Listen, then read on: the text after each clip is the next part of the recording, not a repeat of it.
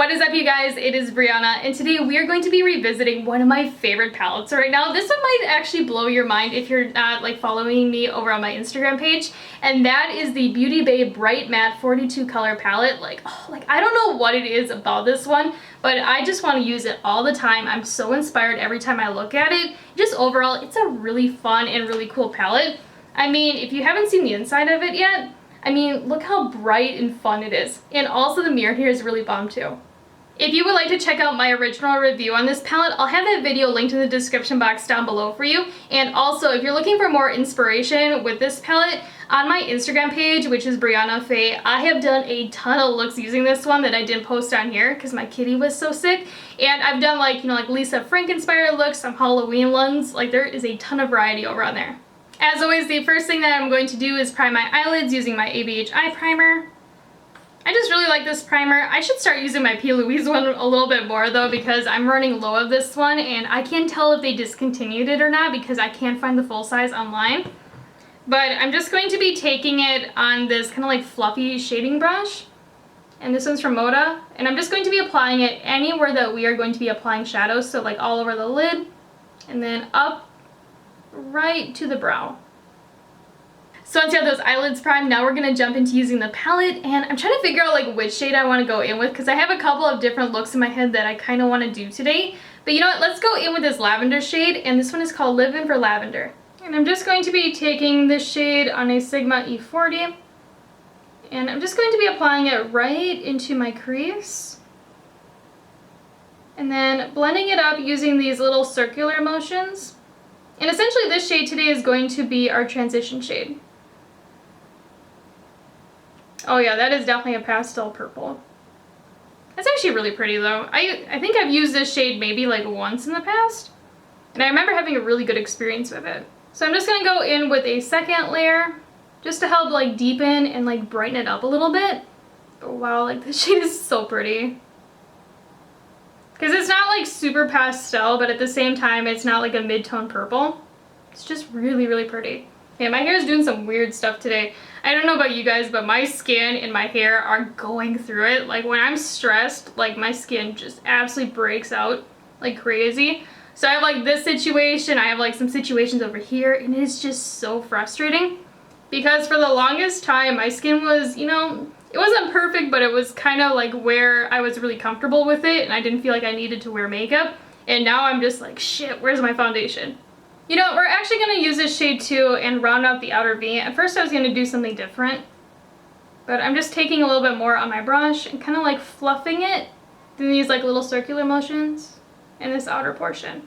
Now I'm also kind of taking my brush and kind of winging it upwards so we can kind of have this really cool winged effect. So what I'm doing is taking my brush, putting it on this outer tip of my eye, right where it points, and then flicking it upwards towards the tail of my brow. This will kind of give it that elongated kind of look. So once you have that applied and blended out, now we're going to be going in with my favorite shade out of this whole palette, and that is this one right here called Purple Power. And then using this Sigma E35 tapered blending brush, I'm just going to be applying this right into my crease. And you can see I'm taking my brush and really kind of jamming it into my eye socket right here, kind of around my eyelid, just so we get a lot of definition in there.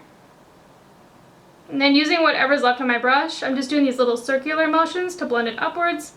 I'm also using it to round out my outer V. But this shade though, this is what really makes me love this palette, because this is my absolute favorite shade of purple, ever. You know, something a little bit on the deeper side, it has kind of a blue undertone to it, but it also has this really cool hint of brightness to it. Such a fun shade. So originally when I was planning out this look, I was going to go in with Drama Queen, which is the deepest purple in the palette, but the more I look at Stormy Night, this really deep blue, I kind of want to use it instead. So I'm just going to be taking this shade on this brush from Sigma. It is an E36. It's a really tiny little blending brush. And again, I'm just going to be applying this right into my crease. And this shade is almost like a black. It's a dark blue that almost is super close to black. It's a really fun color to use though. If you're into smoky blue looks, or if you're looking for a really nice deep blue, this shade is really good. It does not give any harsh lines. Another one of my favorites in this palette. And then I'm just going to take that brush that we applied that purple power shade with nothing additional on my brush. And I'm just kissing the edge of that dark blue. Just so it's all nice and blended. Oh yeah, like that blue with the purple though. That is really, really pretty. Okay, but this dark blue though, like really like deepened things up where I wanted them to be without having to use a black shadow. Like don't get me wrong, like I don't mind using black shadow. I know a lot of people don't really like to. But sometimes it's just a little too much and it's not always the vibe that I'm going for. I feel like I got the depth that I was looking for if I would have used a black shadow, but at the same time kept that brightness. Okay, I'm just saying you can never go wrong with a purple look. Like, I don't know, like these types of colors are one of my favorites to wear. Like I could wear a purple or like a green look every single day for the rest of my life and I would be totally fine with that. But off camera though, I'm just gonna cut my crease and I'm just gonna do a normal cut crease. And then afterwards, I'll be right back to finish up the look. So after cutting that crease, I'm just gonna go in with a little bit of Stormy Night on this brush from Anastasia. This is a A13. And I'm just packing it right on that harsh line of that cut crease. Just to help kind of make it not look so sharp and crisp. Just on this outer edge, I'm going maybe like 1/3 the way in on my eye. So for the lid today, I kind of want to do a glitter cut crease, but first we do have to get our base layers done. So I'm going to go in with this kind of like bluish purple shade and it's called Bobbing Along. So using this shader brush, I'm just going to be packing this down. You kind of like cut my eyelid in half. I'm applying it from the half to the outer portion. And I'm leaving the inner portion blank for the shadow that we're going to be applying there in a second. This shade though is a lot darker than I was anticipating it to be. Like I thought it was going to be like a mid-tone, but it definitely is a little bit more on the deeper side. I'm also just kind of taking whatever's left on this brush and kind of like feathering it into Stormy Night in this outer portion. But dang, like that's a lot darker than I was expecting. I don't know how I feel about it, but you know what, we're going to be applying glitter anyways in a second, so I'll kind of like mask it. And again, like when I'm doing this, I'm making sure that I'm like really like pressing these shadows in. I'm not doing a swiping motion because I don't want to disturb that base underneath because otherwise it's going to get kind of like funky looking. And now for the rest of the lid, I'm going to go in with this matte white in the palette called White Lies. And then using a different little packing brush, I'm just going to be applying this anywhere that that base is still showing. And again, like your blending doesn't have to be like super perfect right in here between the two colors because we are going to be applying glitter on top. You just want to, you know, get them somewhat blended. You don't want like a full-on harsh line. Because when you apply loose glitter, it kind of like seamlessly blends everything for you, which is really nice and convenient. So if you ever have like mistakes in your eyelid and you just need like a quick fix, always apply glitter. Like trust me, it works. And with this matte white, I am kind of like packing it on and doing a couple of layers. Because I don't want it to be like a grayish shade right here. I definitely want a white base for that glitter just to make it really pop. I will warn you though, the matte white in this palette, like it's nice, but it's not like super, super intense matte white. It does the job, but you just have to do a couple of layers if you want it to be like super bright white. And again, I'm kind of like taking whatever's left on my brush from the matte white and going right over that harsh line between the blue and the white. And kind of doing like this little tapping motion to blend the two together. And now for the fun part, which is applying glitter. And I mean, you could leave this look as like an all matte moment, but I just want to use glitter for something different. And today I'm going to be using the Anastasia Beverly Hills Glitter Adhesive, which is my favorite for applying glitter and rhinestones. What I like about this one is not only the applicator, it's kind of like a nail polish in a way for how you apply it, but it has like this kind of like watery consistency, which makes it so it's not like thick on the eyes, and just overall, I think this one works a lot better than a lot of other glitter adhesives I've used. And if you're like me and you have really sensitive eyes, this one does not irritate my skin. And for glitter today, I'm just going to be using this one from Anastasia, and this is called Flower Child, and I believe it's like an iridescent rainbow. It launched with the Norvina collection. And I'm just taking the glitter adhesive, the applicator, and going right over the white portion, and slightly over the blue. But what I like about it though, you can see I can get a really nice crisp line and I don't lose that cut crease. I'm gonna warn you though, it is gonna make your eyeshadow look really messy, so that's why I said it doesn't really matter if it's super blended or not. You just want something underneath since the glitter is a little bit more on the iridescent side. Now I just put a little bit of that glitter adhesive on the back of my hand, and I'm just taking that brush that we applied the white shadow with, and just taking a little bit on my brush, and then I'm just going to dip into some of the glitter. I put it on one of my powders in front of me. I just dumped it, and then I'm just going to be packing it right on top of that glitter adhesive where we applied it. Okay, that glitter looks so cool. I was fearing that it was going to be kind of on the yellow side. It's like a cool tone, kind of like rainbow effect. I like never use loose glitter anymore, and I don't understand why, because it always just looks so pretty.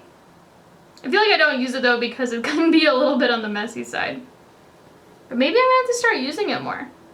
And I'm just going to do a second layer and kind of go over it, just to make sure that we have everything super, super sparkly. And when I'm getting to this outer kind of edge, I'm just taking whatever's left on my brush and kind of like tapping it to blend it out.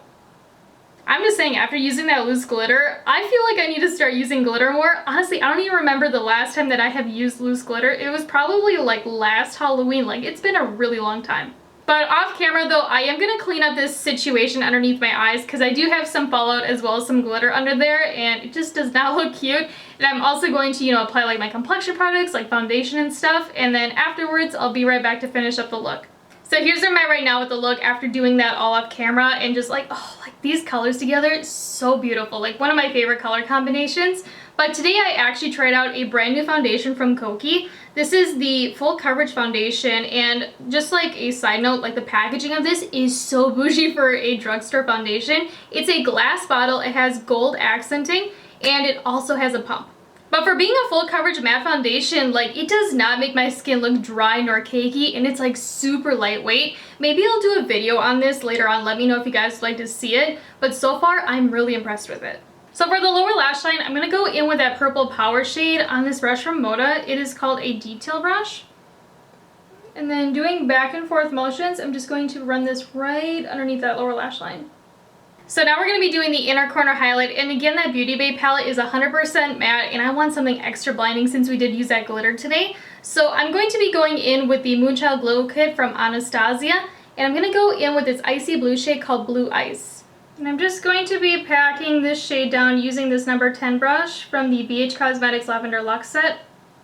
And I'm just like really like pressing it down. Like that really like balanced everything. I love that shade so much. And I'm also slightly bringing it underneath the inner tear duct to help open up the eye. But wow, like I don't know about you guys, but a blinding inner corner highlight is literally like my favorite thing ever. Like it just brings like everything together. It looks so cool and interesting. I swear every time I use this palette, I kick myself for not getting it sooner. And I'm somebody that has a lot of rainbow palettes because I love color and having a lot of variety with my collection. And I don't know, like there's just something so magical about this one. I got mine actually 9 months after it launched, after they redid the packaging. And I don't know why I waited so long because I saw so many good reviews on it. I was just like, I already have a lot of rainbow palettes. Do I really need another one? But after trying the formula of this one, I wish I would have gotten it sooner. So if you're on the fence, I definitely recommend trying it.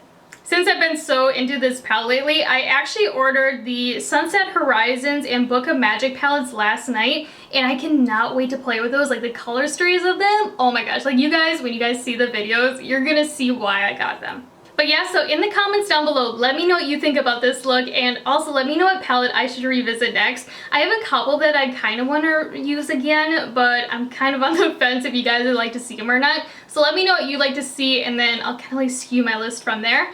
But before you go though, if you haven't already, make sure you hit that subscribe button down below, and also give this video a like.